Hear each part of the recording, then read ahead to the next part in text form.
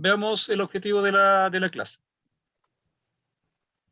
Dice lo siguiente, vamos a leerlo primero. Dice, usar en forma reflexiva el conocimiento científico para resolver problemas, extraer conclusiones, proponer soluciones para situaciones nuevas.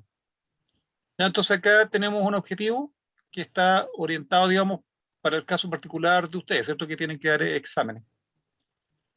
Por lo tanto, ustedes, ¿cierto? Tienen que aprender a leer comprensivamente los textos que se les han entregado y los que van a aparecer en las pruebas, ¿cierto? De manera tal que estos conocimientos ustedes puedan utilizarlos para resolver problemas, como dice acá, sean capaces de extraer conclusiones y también proponer soluciones para situaciones nuevas, ya que es un objetivo importante de lo que es la ciencia, ¿cierto? Que el conocimiento se aplique a situaciones nuevas, que es lo que habitualmente está ocurriendo si ustedes se fijan ahí en nuestra sociedad. Todos los días se están presentando nuevas situaciones y obviamente hay que buscar la manera de solucionarlas. Y el tema científico otorga muchas herramientas para lograrlo. Ya, entonces, bueno, veamos la primera diapositiva. ¿Cierto? Vamos a entrar directamente ahí al concepto de lo que son ciencias naturales. Dice acá, abarcan todas las disciplinas científicas que se dedican al estudio de la naturaleza. ¿Cierto? Y acá en la imagen, ¿cierto? Agregamos una pregunta, dice, ¿qué disciplinas conoce usted respecto de las ciencias naturales?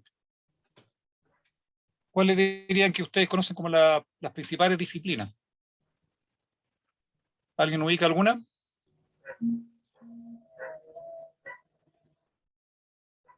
¿Cierto? ¿Alguien podría mencionar algún ejemplo?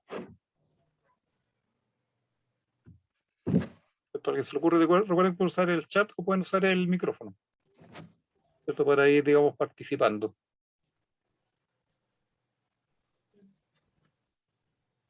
Entonces, bueno, mientras lo piensan, ¿cierto? Les hago, digamos, el primer recordatorio con respecto a las ciencias naturales.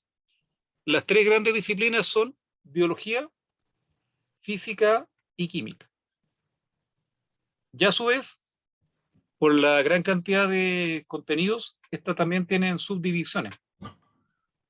Por ejemplo, recordemos algunas de biología, unas que se ven en básica, por ejemplo, botánica, que se dedica, digamos, al estudio de las plantas. Tenemos también la zoología, que estudia los animales. Otra que está muy de moda en la actualidad, que es la ecología, que tiene que ver todo este tema de que tenemos que cuidar la diversidad, tenemos que cuidar el medio ambiente, etcétera. También dentro de la biología tenemos otras más específicas, como la bioquímica, la biología molecular, La astronomía.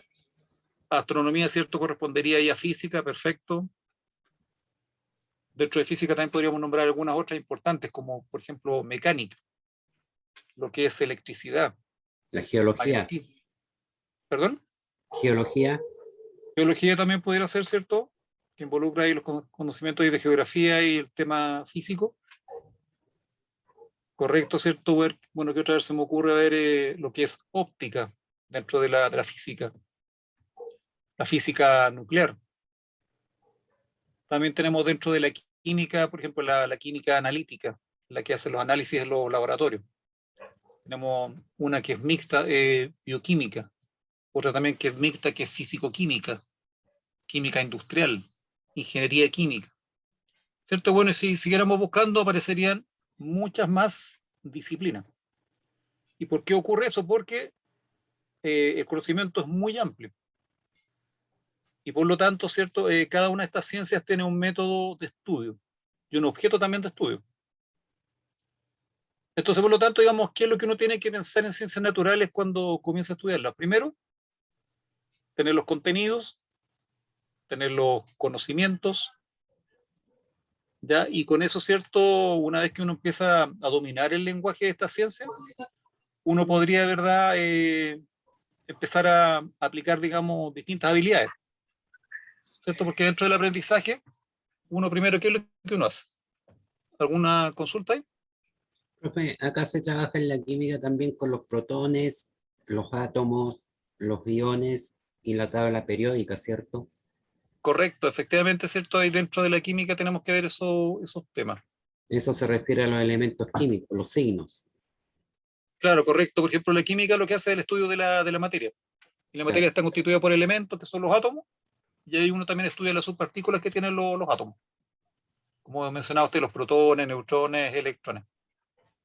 ¿Cierto? Entonces ahí uno empieza a entrar ya al conocimiento específico que se va a ver en las próximas clases, vamos a entrar mucho al detalle en eso. Ya entonces, una vez que nosotros tenemos los contenidos, el conocimiento, empezamos a aplicar habilidades, ¿cierto? Que uno empieza a entender las cosas, comienza a comprender. Y por lo tanto, uno puede, digamos, pasar a otras variables, ¿cierto? Otras, digamos, habilidades, como por ejemplo, ser capaz de evaluar una situación, ser capaz de hacer un análisis. Y también, por ejemplo, uno puede hacer aplicaciones. Ya en general, ¿cierto? Con los conocimientos que uno tiene, digamos, de la enseñanza media, ya está en condiciones, digamos, de hacer aplicaciones. Y de hecho hay algunos ejercicios que plantean eso. Y obviamente se trabajan de distinta manera. Bueno, eso lo van a ir viendo, digamos, cuando se desarrolle cada área. Ya, entonces, bueno, ciñéndonos, digamos, acá a la diapositiva, dice, las ciencias naturales se encargan de estudiar los aspectos físicos, químicos y biológicos de la realidad, basándose en las observaciones de un hecho. También puede ser de un fenómeno. Y se sustenta en conceptos generales, teorías, principios y leyes. ¿Cierto? Que vamos a ir revisando acá dentro de la clase. Algunos ejemplos principalmente. ¿Ya? Pasemos, por ejemplo, al caso de los principios. ¿Cierto? Bueno, cuando hablamos de un principio, es un concepto o una idea fundamental que sirve para un razonamiento. ¿Ya? Y en este caso, ¿cierto? También en algunos casos se habla que son como leyes generales. ¿Cierto? Y en este caso, fíjense, dice principios físicos y químicos. Y acá leamos, digamos, comprensivamente lo que nos menciona esta, digamos, diapositiva. Dice, los fenómenos de la vida se rigen por principios químicos y físicos y pueden explicarse por ellos. Veámoslo, digamos, esta situación a través de la diapositiva, el ejemplo que tenemos presente acá. Tenemos, fíjense, un organismo, que sería un ser humano, ¿cierto? Este organismo, nosotros, ¿qué sabemos? Que está constituido por sistemas. Por ejemplo, sistema respiratorio, sistema circulatorio, digestivo, etc. Y esos sistemas tienen órganos, por ejemplo, corazón, pulmones, estómago, etc. Y esos órganos están compuestos por tejidos. Y esos tejidos están constituidos finalmente por células, que es lo que aparece acá. Recordando acá rápidamente el tema de las células. Tienen acá una membrana que es selectiva, que permite que entren o salgan ciertas sustancias. Tiene acá el citoplasma, ¿cierto? Esto estamos recordando primero y segundo medio. Acá están los distintos organelos que cumplen distintas funciones en la célula. Por ejemplo, no sé si se acuerdan las mitocondrias. Por ejemplo, las mitocondrias se preocupan del tema energético y respiración. Ya, y acá tenemos el núcleo. Y en el núcleo acá está la información genética, que es lo que señala, digamos, acá esta imagen. ¿Cierto? Acá en el núcleo aparecen los cromosomas y los constituyentes de los cromosomas son acá el ADN. ¿Cierto? Finalmente acá aparece una molécula de ADN. ¿Cierto? Yo creo que hasta este momento, digamos, estamos hablando de conceptos que ustedes ubican. Pero acá, digamos, entramos al detalle, ¿cierto?, de lo que les estoy mencionando acá de los principios físicos y químicos. Dice, los fenómenos de la vida se rigen por principios químicos y físicos y pueden explicarse por ellos. Es decir, estamos hablando acá de un tema biológico. Pero finalmente, fíjense en lo que vamos a entrar a conceptos químicos y físicos dentro de la biología. ¿Por qué? Porque esta molécula de ADN, ¿cierto?, es una macromolécula gigantesca que tiene muchos miles de átomos compuestos, finalmente son compuestos químicos. Por ejemplo, fíjense acá en el centro, de unos compuestos químicos que se llaman bases nitrogenadas. Y acá en el esqueleto del ADN tiene unos compuestos que se llaman desoxirribosa, que son unos azúcares y unos fosfatos. Ya esto, bueno, si se ve el tema genética, digamos, ahí se puede ver en específico, pero más que nada para mencionarles que acá hay compuestos químicos dentro de esta molécula de ADN, la cual controla ciertos procesos biológicos. Y fíjense acá ahora lo siguiente, estas bases nitrogenadas que están acá en el centro se unen por puentes de hidrógeno. Aquí le voy a explicar brevemente lo que es un compuesto de hidrógeno, ¿cierto? Se llaman así porque se unen átomos de hidrógeno con elementos muy electronegativos, por ejemplo, como el oxígeno o el nitrógeno. Estos hidrógenos están parcialmente positivos y el oxígeno y el nitrógeno están parcialmente negativos. Si ustedes recuerdan electricidad, positivo con negativo se atraen. Por lo tanto, acá estos enlaces están operando, digamos, por un proceso donde hay temas de cargas eléctricas, o sea, un tema físico. Entonces, fíjense acá, dentro de esta molécula de ADN tenemos temas físicos, tenemos temas químicos. Por lo tanto, acá nosotros podemos ver cómo están interrelacionadas estas tres áreas, biología, química y física. ¿Cierto? Y acá a eso se refiere, digamos, esta diapositiva. ¿Cierto? Que finalmente dice que los fenómenos de la vida se rigen por principios químicos y físicos y pueden explicarse por ellos. ¿Cierto? Si uno entrara después a este detalle que es bastante amplio, porque acá la genérica tiene muchísimos contenidos y algunos que son bien complejos, ¿cierto? Hay que dedicarle ahí varias clases. Pero yo creo que en este momento, digamos, para que entiendan la idea general de cómo están interrelacionadas estas distintas áreas. ¿Ya? Entonces, veamos acá un ejemplo de un principio, ¿cierto? El principio de conservación de la ley de la masa, ¿cierto? El principio de conservación de la masa, ¿cierto? Que lo planteó, digamos, ahí un químico que se llamaba Lavoisier. ¿Qué es lo que decía él? La masa no se crea ni se destruye, solo se transforma. Ya, entonces probablemente, digamos, en la actualidad eso no nos reviste, digamos, algo como algo tan especial o tan espectacular. Pero en su tiempo, digamos, fue revolucionario. Porque antes de él, pensaban, por ejemplo, que muchos compuestos químicos se creaban de la nada o se destruían y desaparecían por un tema de magia, de hechicería, por temas místicos. Porque, digamos, no entendían, digamos, lo que estaba ocurriendo, porque no tenían el conocimiento. Y acá, digamos, Lavoisier llega a plantear este principio, no solamente a través de un razonamiento, sino que a través de observación y experimentación. Él fue el primero, digamos, que incluyó, digamos, en sus experimentos la balanza. O sea, empezó a medir masa. Entonces, fíjense lo que dice esta ley. Entonces, vamos a seguir trabajando en esta diapositiva y la que sigue. Dice, situación que ocurre en las reacciones químicas, donde los reactantes se transforman en productos, ¿cierto? Aquí se aplicaría, digamos, este principio de conservación de la masa. Tenemos dos reactantes, acá a la izquierda en la ecuación química, que se transforman, eso indica esta flechita, en los productos que están acá a la derecha. Siempre en las ecuaciones químicas, adelantando este tema que ustedes también tienen que verlo después, ¿cierto? Los reactantes o materias primas están a la izquierda y los productos están a la derecha. En este caso, digamos, una reacción genérica, por eso está con letra, pero esto después, digamos, son compuestos químicos. Entonces, ¿qué es lo que ocurre? Nosotros sabemos que estos reactantes reaccionan entre ellos.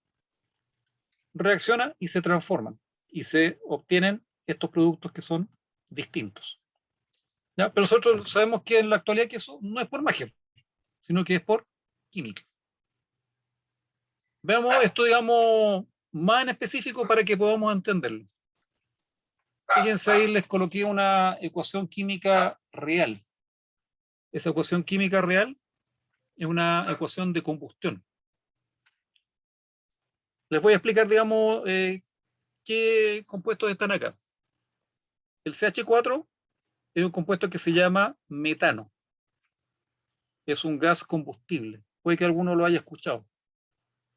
¿Cierto? Otros parecidos a él son, por ejemplo, el propano y el butano que están en el gas licuado. El oxígeno, bueno, todos lo ubicamos. El CO2 ha estado bastante de moda en los últimos tiempos porque es el responsable del calentamiento global, del efecto invernadero y el cambio climático. Ahí aparece este compuesto, el CO2. Y el agua, bueno, ¿para qué decir? ¿Cierto? Esta fórmula la ubica todo el mundo, ¿cierto? Esta es la fórmula más universal dentro de la química. Entonces, expliquemos qué es lo que ocurre. Este compuesto, el metano, reacciona con el oxígeno. ¿cierto? Obviamente tiene que haber temperatura o una ignición. Y este metano comienza a quemarse. Y se comienza a generar, ¿cierto? Llama, luz y calor. Y a su vez, se comienzan a generar estos productos. El dióxido de carbono, que es un gas, y el vapor de agua. Ya, hasta el momento, ¿cierto? Estamos explicando, digamos, esta ecuación química, para explicar, digamos, lo que hizo el aguacero. Entonces, antes del aguacero, no entendían, digamos, qué es lo que ocurría. Porque, por ejemplo, como el oxígeno es un gas y no se ve, el CO2 también es un gas y no se ve. Veían solamente el vapor de agua.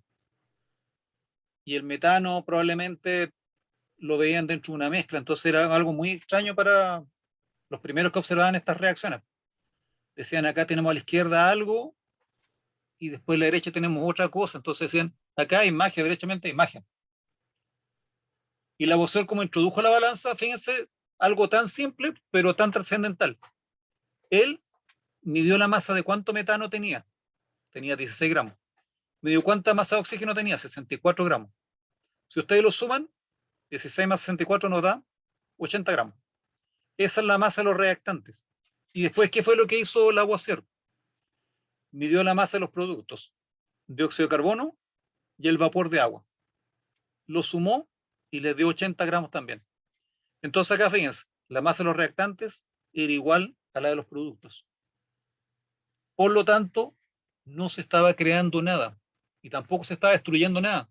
Solamente estaba ocurriendo una transformación química. Entonces fíjense qué es lo que ocurre. Observación, medición, análisis y conclusiones. Y esto lo repitió con muchos otros tipos de reacciones y se dio cuenta que esto siempre se repetía, que la masa reactante era igual a la masa de los productos. Y elaboró, ¿cierto?, este principio que tenemos acá. La masa no se crea ni se destruye, solo se transforma. Ya entonces, ahí vemos un principio, ¿cierto?, que se fue, digamos, descubierto y trabajado, digamos, a través del análisis científico. ¿Cierto? El análisis científico, ¿qué implica? ¿Cierto? Que la persona observa un fenómeno, se hace preguntas, establece una hipótesis de qué está ocurriendo, elabora un plan experimental y de acuerdo a los datos, los resultados, empieza a extraer conclusiones. Obviamente esto que estoy mostrándoles yo acá en 5 minutos, Lavoisier le tomó muchísimo tiempo, probablemente años llegar a esto. ¿Cierto? Ya la humanidad le tardó, digamos, siglos poder llegar a estas conclusiones. Que ustedes ahora en estos momentos, por ejemplo, en 5 minutos, la entienden. ¿Y por qué en 5 minutos pueden entenderla? Porque ustedes ya tienen conocimiento, ¿cierto? Y como la humanidad ha ido avanzando, nosotros también hemos avanzando en los conocimientos y también en el razonamiento, ¿cierto? Ustedes tienen mucha más capacidad, digamos, que la humanidad de años atrás, ¿cierto? Son capaces de aprender mucho más rápido. Ya probablemente acá dentro de la clase hay personas que, no sé, pues con la computación o la tecnología, en minutos hacen maravillas con la tecnología, con los celulares, los computadores, ¿cierto? Y eso es porque han desarrollado ustedes esa capacidad. Entonces, veamos otro ejemplo acá, ¿cierto? Acá tenemos otro principio que es el principio de la biogénesis. Este ahora respecto a la biología. Anteriormente hemos visto un principio químico, ahora vemos un principio biológico. Dice, todo organismo vivo procede de otro. ¿Cierto? Acá lo que les está planteando este principio, tampoco, digamos, a esta altura, dentro de todos los que están acá en el curso, les parecería extraño. Pero, digamos, 2 siglos atrás, eso no estaba tan claro. ¿Y por qué? Porque no habían aplicado el método científico. Observaban y no entendían mucho qué es lo que ocurría. Solamente observaban y no iban más allá. Entonces veamos qué es lo que dice esta biogénesis. Dice, los científicos han comprendido que, aunque la generación espontánea no se produce en las condiciones prevalecientes en nuestro planeta actualmente, debe haberse producido hace millones y millones de años, cuando apareció inicialmente la vida. ¿Cierto? Entonces, bueno, veamos a qué se refiere esto, ¿cierto? Este principio dice, todo organismo vivo procede de otro. Hay un problema de micrófono. ¿Cierto? Entonces, ¿qué está pasando acá? Todos sabemos que, por ejemplo, en una determinada especie, ¿cierto? no sé, por ejemplo, ¿qué podría ser? A ver, un tigre, ¿cierto? Nace un tigre, nosotros sabemos que ese tigre no nació de la nada, sino que tiene un padre y tiene una madre, ¿cierto? El macho y la hembra, ¿cierto? Que son quienes, digamos, lo procrearon. ¿Cierto? Ya eso nada le parece extraño. Pero acá fíjense que es lo que nos está planteando. Dice, bueno, eso digamos lo que ocurre actualmente, pero dicen que aunque la generación dice espontánea no se produce, dice, debe haber ocurrido cuando apareció inicialmente la vida. ¿Estamos? Cuando ocurrió, digamos, miles de millones de años atrás, ¿cierto? Al comienzo, digamos, de la formación de la Tierra. Ya entonces, veamos acá, digamos, algunos conceptos. Por ejemplo, no sé si ubican el concepto de generación espontánea. Si lo vieron alguna vez. ¿Ya? Si no lo recuerdan, lo vamos a revisar en la próxima diapositiva. ¿Cierto? ¿A qué se refiere eso? ¿Cierto? Ok. Bueno, por ejemplo, digamos, antes, digamos, de este científico que se llamaba Rey, las personas pensaban, digamos, que efectivamente existía la generación espontánea, que de pronto surgía la vida de la nada. Y ellos, ocurría eso porque hacían esta observación, digamos, de los frascos que están acá a la izquierda. Ellos decían, miren, en la mañana dejé un trozo de carne, y al cabo de ciertos días observé que arriba del trozo de carne habían larvas y moscas. Entonces, ¿qué dirían ustedes de esa situación? ¿Dirían que efectivamente surgieron de la nada esas larvas y esas moscas? La descomposición. Por la decomposición, ¿cierto? Y probablemente a lo mejor llegaron moscas acá y sembraron sus huevos. Y después, posteriormente, con el tiempo, surgieron las larvas y las moscas. Entonces ahora, digamos, con el conocimiento que tenemos, decimos, no, pues no hay generación espontánea, sino que se dieron las condiciones para que surgieran estas larvas y estas moscas. Entonces Reddy finalmente, digamos, ¿qué fue lo que hizo? Hizo esta situación intermedia, en la cual, digamos, igual acá, digamos, por ejemplo, selló con un trapo, digamos, el frasco. Y observó, digamos, que ahora las larvas y las moscas están apareciendo acá arriba. Entonces probablemente acá hay materia orgánica, ¿cierto? Y por eso igual surgieron estas larvas y estas moscas. Pero después dijo, bueno, vamos a experimentar con algo más extremo. Dijo, ¿y qué pasaría si ahora la carne la tengo totalmente sellada acá? Entonces lo observó un par de días y observó la siguiente situación, que no se habían formado ni larvas ni moscas. Entonces él dijo, bueno, esto ocurrió porque efectivamente las moscas depositan sus huevos en la carne y se generan las larvas y las moscas. Es decir, no existe una generación espontánea. Si surgen larvas y moscas es porque provienen de otros, digamos, otros insectos previamente. ¿Ya? Entonces, después se hicieron otros experimentos más sofisticados para demostrar este tema de que la generación espontánea no existía. ¿Ya? Veamos otro tema, ahora que son las teorías. ¿Cierto? Vamos a ver el concepto ahí de lo que es una teoría, ¿cierto? La teoría, ¿cierto? Es una explicación basada en la observación, la experimentación y el razonamiento, ¿cierto? Y que ha sido probada, confirmada y apoyada, ¿cierto? Por diversas pruebas científicas, o sea, mucha experimentación. Ya, entonces, dentro de las teorías tenemos este ejemplo acá, la teoría celular, otro tema, digamos, ahí biológico. ¿Cierto? Dice, la célula es la unidad estructural de los seres vivos. ¿Cierto? Entonces, ¿a qué se refiere esto? Se refiere a que todos los seres vivos están constituidos por células y productos celulares. Ya después dice, los seres vivos están formados por una o más células. Cuando hablamos de una, estamos hablando de los organismos unicelulares. Ejemplo, si se acuerdan, tendríamos las bacterias, los protozoos. O más células. Ahí estaríamos hablando de los organismos pluricelulares. Por ejemplo, los vegetales, los animales, el ser humano. Ya después otro postulado de la teoría celular dice, la célula es la unidad funcional de los seres vivos. Ya entonces, bueno, los seres vivos pueden funcionar, ¿cierto? Desarrollando sus actividades a nivel de una célula, como el caso de la bacteria, o a través, ¿cierto?, de la organización de muchas células, como el caso de los pluricelulares. Y, fíjense, el último postulado dice, la célula procede por división de otras células. Ya entonces, ¿qué es lo que ocurre? Hay un proceso que se llama ciclo celular y también se llama mitosis. en el cual una célula da origen a otras dos células idénticas.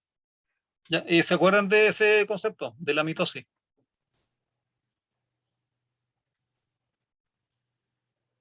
¿Habían visto a alguien violar el concepto de mitosis? Son dos células, profe, pero una Ah, creo que va de 2 y la otra, si no me equivoco, va de 4, algo así. claro, bueno, ahí lo que nos está diciendo Carlos correspondería a lo siguiente. Por ejemplo, en la mitosis de una célula surgen dos células idénticas. ¿Ya? Pero Y el otro caso, una de las dos, en vez de dos células idénticas, va aumentando en 4, puede ser hasta en claro, 8 y 16. claro, efectivamente, después van aumentando las células, ¿cierto? Entonces, ese proceso, digamos, que se llama mitosis, permite, digamos, al organismo crecer, desarrollarse y en algunos casos, digamos, de reparar tejido. Ya, ese proceso ocurre todos los días. A cada segundo, digamos, está ocurriendo en nuestro organismo. Pese a que nosotros nos vemos como iguales siempre, estamos constantemente renovando células. Ya, y hay otro proceso que también, por ejemplo, algo mencionó Carlos, que es el proceso de meiosis, que tiene que ver con las células sexuales. Ahí de una célula finalmente surgen cuatro, pero que son distintas.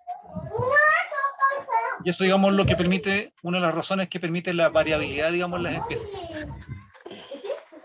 Ya entonces, bueno, a ver, esto, digamos, la teoría celular. Esta teoría celular, digamos, no fue, digamos, descubierta de una sola vez, sino que aquí participaron muchos científicos. En una primera etapa, ¿cierto?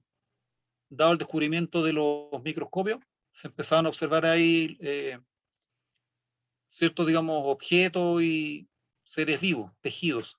El primero, digamos, que hizo observaciones se llamaba Hooke, ¿cierto? Que en el año 1665.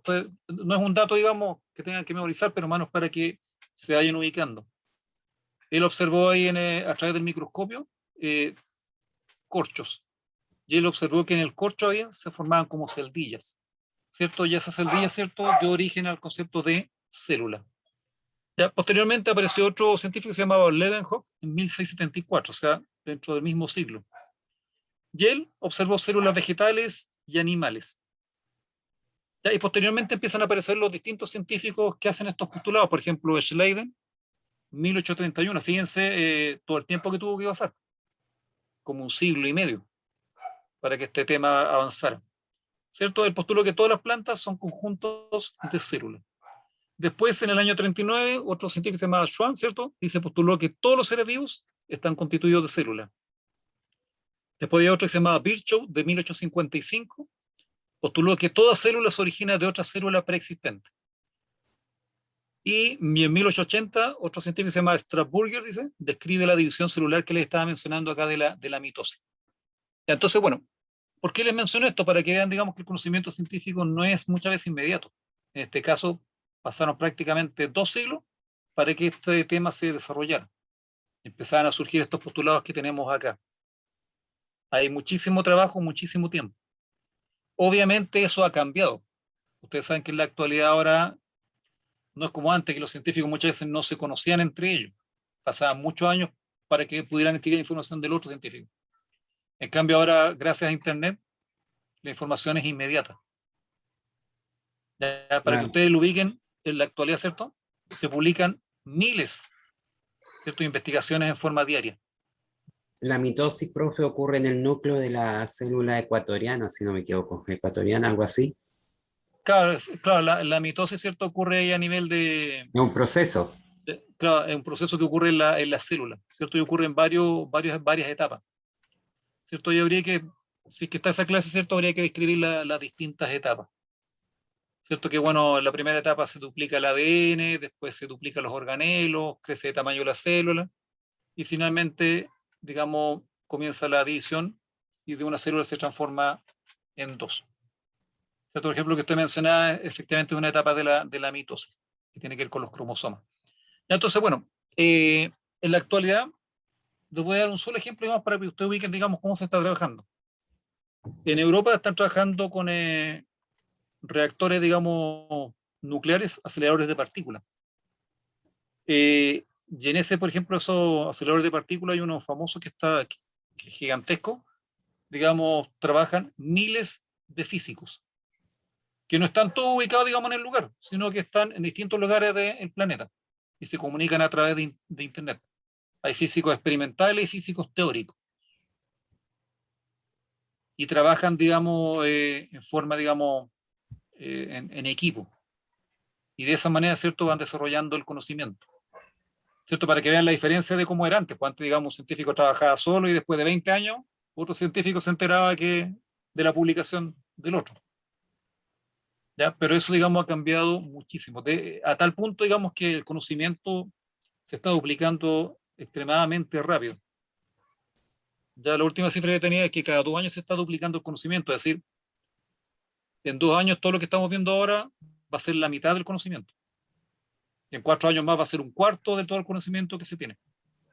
Por lo tanto, es clave, digamos, que uno pueda desarrollar, digamos, habilidades y competencias para poder manejar la información. ¿Cierto? Ustedes, digamos, ahora tienen acceso a la información muy fácil, ¿cierto? Está, digamos, en sus celulares, en sus computadores, en sus tablets, está la información. Pero ¿cuál es lo importante ahora? Es que uno tenga la capacidad de entenderla y poder utilizar esa información, ¿cierto? Eso, digamos, lo que tenemos que centrarnos en la actualidad. Obviamente, igual uno tiene que estudiar los contenidos porque es el lenguaje con el cual uno se está comunicando, ¿cierto? Si ustedes fijan acá, yo he mencionado un par de diapositivas y está surgiendo mucho concepto. Y para poder entenderlo, ¿cierto?, hay que estudiarlo. Entonces, bueno, sigamos avanzando, digamos, con otras teorías. Por ejemplo, tenemos otra teoría, ¿cierto?, que es la teoría de la evolución, ¿cierto? Y aparece este caballero que se llama Charles Darwin. Leamos primero qué es lo que nos mencionaba Charles Darwin. Dice, la diversidad de especies animales y vegetales descienden de organismos más simples, por medio de cambios graduales, almacenadas en generaciones continuas. ¿Cierto? En otras palabras, ¿cierto? Darwin nos está hablando, ¿cierto?, en un primer lugar, ¿cierto?, que las poblaciones evolucionan durante el transcurso de generaciones, ¿cierto? Esto mediante un proceso que se conoce como selección natural. Expliquemos brevemente a qué se refiere esto, ¿cierto? Imaginémonos una especie de animales, por ejemplo, leones, ¿cierto? Si tenemos leones en la selva, van a haber distintos tipos de leones, ¿cierto? De leones y de leonas, van a haber distintos. ¿Y qué es lo que va a ocurrir? ¿Cierto? Algunos van a cazar más, otros van a cazar menos. Algunos se van a enfermar. Algunos van a tener más alimento y otros van a tener menos alimento. Algunos se van a adaptar más a los cambios de clima, de hábitat donde están. ¿Y qué va a ocurrir? Los que se adaptan van a lograr crecer y desarrollarse. Van a llegar a la adulta, van a conocer pareja y van a poder, ¿cierto?, procrear. Los que no se adaptan no van a poder crecer ni desarrollarse y van a morir antes, digamos, de conocer pareja y poder procrear. Entonces, ¿qué es lo que va a ocurrir con esta selección natural? Aquellos que fueron capaces de adaptarse van a dejar que sus genes pasen de una generación a otra. En cambio, aquellos que no se adaptaron, esos genes no están pasando a otra generación. Entonces hay un proceso de adaptación y de selección natural. Aquellos que se adaptan, ¿cierto?, su información genética va pasando de una generación a otra. Y eso va provocando, ¿cierto?, que en el transcurso de las generaciones, ¿cierto?, las poblaciones evolucionen, sean distintas. ¿Cierto? Bueno, este tema podríamos trabajarlo, ¿cierto?, durante harto tiempo. También, digamos, implica muchísimas clases. Pero más o menos, digamos, para que lo ubiquen, ¿cierto? Esa es la teoría de la evolución de Charles Darwin, ¿cierto? Otro tema que también tiene que ver con la biología. ¿Ya? También tenemos otra teoría, ¿cierto?, que es la teoría de los genes, que también tiene que ver con la biología. Fíjense qué es lo que está ocurriendo acá, ¿cierto? Acá está ocurriendo un proceso de fecundación, ¿verdad? ¿Cierto? Acá tenemos un óvulo y acá el espermatozoide, ¿cierto?, está ingresando en el óvulo y se está produciendo la fecundación. Entonces, ¿qué es lo que ocurre? Fíjense, este espermatozoide tiene 23 cromosomas con la información del padre. Y el óvulo tiene 23 cromosomas que llevan la información de la madre.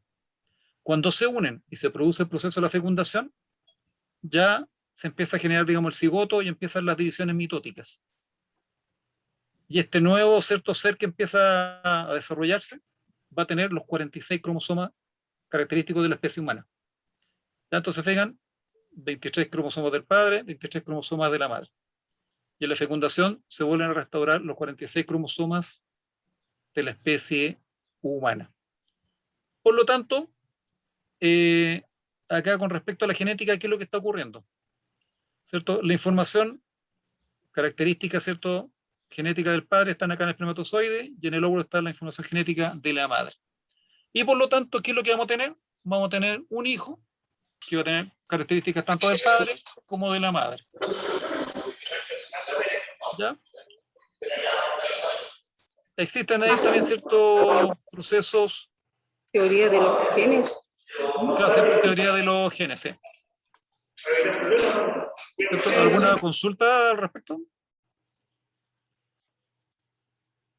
Ya, bueno, entonces, de esta manera, ¿cierto?, se va transmitiendo la información genética, ¿cierto? Y nosotros reconocemos que este hijo, si bien es cierto, se parece en algo al padre, en algo a la madre, es distinto. ¿Y por qué? Porque él tiene información tanto del padre como de la madre. Entonces ahí ya se produce un proceso ya de variabilidad. Y hay otros fenómenos que también van a provocar variabilidad, ¿cierto? Muchas veces el hijo, por ejemplo, se parece re poco al padre y re poco a la madre. Y es porque hay ciertos procesos biológicos que provocan, digamos, que exista gran variabilidad, ¿cierto? Eso habría que estudiarlo, ¿cierto?, en una clase especial, ¿cierto?, que tiene que ver con un tema que se llama meiosis, ¿cierto?, que es la división celular a nivel de células sexuales. Ya, entonces, ¿qué dice acá? Dice, la herencia supone la transferencia de formaciones moleculares particulares de una generación a otra.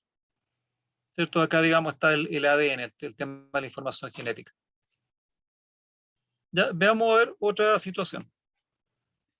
¿Cierto? Acá dice adaptación al medio.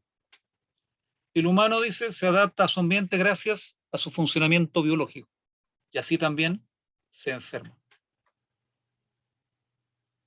Ya, entonces, digamos acá, ¿qué podría estar ocurriendo? ¿Cómo el individuo, cierto, se adapta al medio? Piensen en lo siguiente, pues piensen, por ejemplo, en la experiencia de ustedes y de otras personas. ¿Cierto? Pese a que muchas veces la alimentación no es la óptima, el clima a veces no es el óptimo, muchas veces se viven situaciones de estrés, personas que, por ejemplo, no tienen actividad física, pero sin embargo su organismo se adaptan a esas situaciones. ¿Cierto? Los organismos tienen esa capacidad de adaptarse. ¿Cierto? Por ejemplo, si usted, no sé, pues, no sé si le ha tocado viajar a otro país con condiciones ambientales totalmente distintas a las nuestras, ¿cierto? En ese caso tienen que haber tenido la capacidad de adaptarse, o incluso dentro de nuestro mismo país, ¿cierto? Ustedes viajan de una región a otra y se fijan cómo su organismo se adapta. Por ejemplo, un tema bien cercano, cuando van a la playa, ¿cierto? En la playa hay más presión atmosférica, hay más humedad, hay menor temperatura muchas veces, hay más viento, y puede ser que el primer día, segundo día, ustedes se sienten como incómodos, pero después pasan los días y ustedes están totalmente, digamos, adaptados. ¿Ya? Y eso, digamos, ocurre, ¿cierto?, porque el organismo tiene reguladores que le permiten ese tema. ¿Ya? Y obviamente también, ¿cierto?, muchas veces, digamos, dentro de las condiciones ambientales, muchas veces se propicia que el individuo pueda, digamos, enfermarse. ¿Ya? ¿Alguna consulta, comentario hasta el momento de lo que estamos viendo, ¿cierto? Esto, digamos, es una introducción al tema. No, todo clarísimo. Ya, perfecto. ¿Cierto? Y obviamente cada uno de estos temas podríamos hablar bastante rato. Ya, veamos otro ejemplo. Otro tema, digamos, que es importante dentro de lo que son las ciencias. ¿Cierto? Esto estaría, ¿cierto?, dentro de la segunda parte final de la clase. Fíjense, ahí hablamos de la observación y el método científico, ¿cierto? Y acá nos están dando un ejemplo. ¿Cierto? Primero veamos con respecto al tema de la observación, ¿cierto? La observación es mantener la atención de un objeto o fenómeno, utilizando nuestros sentidos. ¿Se acuerdan ustedes cuántos sentidos tenemos?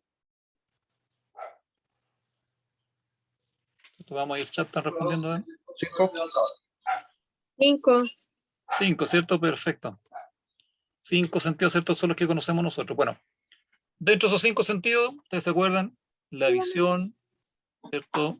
La audición, Olfato. Tacto. olfato y el tacto, ¿cierto? El gusto y el tacto. ¿Cierto? Bueno, en la actualidad se conoce, digamos, que tenemos más sentidos. Por ejemplo, podríamos agregar que se conoce ahora, por ejemplo, el sentido del equilibrio. ¿Cierto? También nosotros tenemos capacidad de sentir el dolor. También tenemos capacidad de sentir la presión. Y así hay otros más, ¿cierto? En la actualidad se conocen varios sentidos más.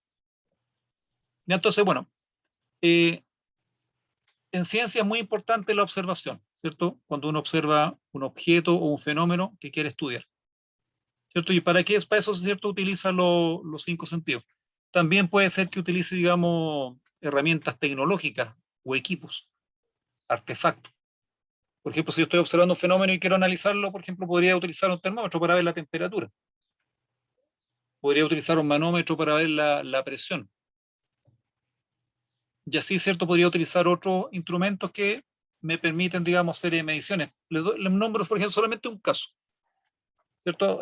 Años atrás se pensaba que los elefantes no se comunicaban muy poco entre ellos. Eso era lo que habían observado los científicos. Pero una mujer, ¿cierto? Una científica, dijo, voy a dedicarme a estudiar bien el tema de la comunicación de los elefantes. ¿Y qué fue lo que hizo? Llevó computadores y llevó sensores que captaban, digamos, un rango más amplio del sonido. ¿Cierto? Estos sensores podían escuchar infrasonidos, sonidos normales y ultrasonidos. Los infrasonidos y los ultrasonidos nosotros los humanos no podemos escucharlos. Pero los sensores y sus equipos sí podían captarlo. Y esta científica se dio cuenta que los elefantes se comunicaban con infrasonidos, sonidos de baja frecuencia. Y dijo que utilizaban mucho los infrasonidos. Entonces, por ejemplo, nuestros sentidos ahí nos estaban engañando. Decían, los elefantes, uno observaba y escuchaba, no se comunican entre ellos. Pero esta científica introdujo el tema de equipos que podían captar infrasonidos y se dio cuenta que la comunicación era extremadamente, digamos, amplia dentro de los elefantes. Y no solo eso, sino que observó también, ¿cierto?, que los elefantes se reconocían entre ellos, reconocían a los familiares, reconocían a los de grupo y reconocían a los distintos. Y eso fue porque ella estuvo muchos años con ellos, ¿cierto?, y pudo entenderlo. Entonces, por eso es muy importante, digamos, en ciencia, digamos, el tema de la observación, utilizando nuestros sentidos, y muchas veces uno tiene que recurrir a artefactos que nos amplíen, digamos, esa observación. Ya, veamos el ejemplo que dice acá, pues fíjense. Dice, puedes observar la caída libre de los cuerpos. Al soltar una pluma, una piedra, fíjense el detalle, dice, al soltar. Si yo los tomo y los suelto, ¿cierto? Eso cae libre. O sea, no le estoy dando un impulso adicional, sino que los dejo caer libremente. ¿Cierto? Puedo observar cómo cae un pequeño trozo de madera u otros objetos. Dentro de esa observación yo podría decir qué objetos llegan primero al suelo, puedo tomar medidas, por ejemplo, el tiempo con un reloj. También podría medir la altura con una wincha, ¿cierto? Ya ahí empiezo a establecer mediciones. Entonces tengo mis observaciones y hago mediciones. Y ahí estamos empezando a aplicar, digamos, el método científico. Veamos, digamos, en qué consiste este método científico. ¿Cierto? Este método científico tiene distintas etapas. La observación que estábamos comentando recién, planteamiento de un problema, por ejemplo, en el caso anterior, uno podría plantearse, pero ¿por qué caen los objetos? Esto me hago esa pregunta. ¿Por qué caen? ¿Qué está ocurriendo? ¿Cierto? Y ahí, digamos, viene el concepto, digamos, de hipótesis, que lo vamos a ver en la diapositiva siguiente. Hago un diseño experimental, obtengo resultados, hago un análisis de sus datos y establezco conclusiones. Ya, entonces, veamos qué es lo que hace un científico, ¿cierto? Aparte, digamos, de observar. ¿Cierto? Obviamente, tiene que investigar. ¿Por qué tenemos que investigar? Porque en la actualidad hay mucha información y puede que lo que yo estoy investigando ya otras personas también lo estudiaron. Ya realizaron experimentos, establecieron conclusiones. Entonces yo me informo qué es lo que ha hecho la comunidad científica y de acuerdo a eso digo, a ver, parece que mi problema que yo estoy planteando parece que nadie lo ha resuelto, o lo que dicen los otros científicos tienen algunos detalles que yo quiero revisar. ¿Dónde puedo investigar? Básicamente, ¿dónde investigamos en la actualidad? Internet. También, digamos, uno puede recurrir a libros, porque a veces no encuentra la información totalmente en Internet y uno puede recurrir a los libros, consultar revistas. Y también puede uno obtener información con, no sé, profesionales, científicos, otras personas que me pueden aportar, digamos, en la investigación. Entonces, bueno, ahí se fijan, dentro del método científico está el concepto de hipótesis. Veamos qué significa una hipótesis en el método científico. Dice, es una posible explicación sobre el fenómeno observado y está asociada al problema que definiste previamente. La hipótesis debe responder y explicar el problema que te has planteado. Veamos un ejemplo de hipótesis que lo vamos a trabajar. Dice, el césped de mi jardín crece más rápido cuando está abonado. Entonces una persona hizo una observación y estableció esa hipótesis. ¿Cierto? Acá nos recomienda, dice, escribir la hipótesis y el motivo por el cual fue planteada, puesto que el objetivo de la investigación es comprobar o refutar esta hipótesis. ¿Ya? Entonces, imaginemos una persona que le interesa y le gusta mucho el césped, entonces quiere observar, digamos, cuándo crece más rápido. Entonces dice, esta va a ser mi hipótesis. Yo creo que esto puede ser, de acuerdo a mis observaciones. Entonces, estas observaciones que yo establecí ahora en una hipótesis, tengo que comprobarlas, tengo que hacer la experiencia. ¿Cierto? Y acá se desarrolla la experimentación. Dice, el objetivo de la experimentación es validar o refutar la hipótesis. En otras palabras, tengo que decir, tengo que llegar a ver si es verdadera o es falsa. Definamos el experimento. Y acá en el experimento es importante lo siguiente, dice, el experimento tiene variables dependientes. Dice que son factores que se mantendrán constantes durante el experimento. Y variables independientes, que son las que sufrirán un cambio. Fíjense qué es lo que ocurre acá, dice. Si queremos diseñar un experimento para comprobar si el césped de tu jardín crece más rápido cuando está abonado, en este caso las variables dependientes, ¿cuáles serían? Sector del jardín que utilizarás para el experimento, el clima y tipo de césped. La variable independiente será el abono. Esa sería la variable que va a cambiar, que va a sufrir un cambio. Y acá ocurre lo siguiente, dice, veamos acá las conclusiones. ¿Cierto? La persona realizó la experiencia, hizo las observaciones, obtuvo datos. Entonces acá dice lo siguiente, dice, en esta etapa se analizan los resultados para validar si la hipótesis es correcta o no. Por ejemplo, dice, para este experimento, dice, deberías comparar las medidas finales del césped con abono versus las medidas del césped sin abono. ¿Cierto? Hago mediciones para saber en qué caso creció más, en qué caso creció menos. Y acá se darían, fíjese, dos posibilidades, que son las que están marcadas con rojo. La primera nos dice lo siguiente. Si el césped con abono creció más que el césped sin abono, entonces, ¿qué es lo que uno podría concluir? Podríamos afirmar que el abono efectivamente hace crecer el césped más rápido y la hipótesis sería correcta. ¿Cierto? Yo hice mis mediciones, ¿cierto? Y me di cuenta que esto es lo que ocurrió. Pero podría pasar la otra situación, pues. Fíjense lo que la segunda situación dice. Si el césped con abono no ha crecido más que el césped sin abono, entonces podríamos concluir que el abono no acelera el crecimiento del césped en tu jardín. Y la hipótesis, al no ser correcta, quedaría refutada, o sea, sería como falsa. ¿Ya? ¿Se da cuenta? Entonces, con este ejemplo estamos viendo, digamos, lo que ocurriría con el método científico. ¿Cierto? Observamos un fenómeno, observamos un hecho, establecemos una problemática, posteriormente desarrollamos una hipótesis, hacemos un diseño experimental, hacemos el experimento, obtenemos datos, hacemos el análisis y llegamos a las conclusiones. Y pueden darse una de estas dos situaciones. La hipótesis es verdadera o es falsa. Si nosotros encontramos que es verdadera, por ejemplo, uno para validar, digamos, estos resultados que tuve, digo, voy a repetir la experiencia.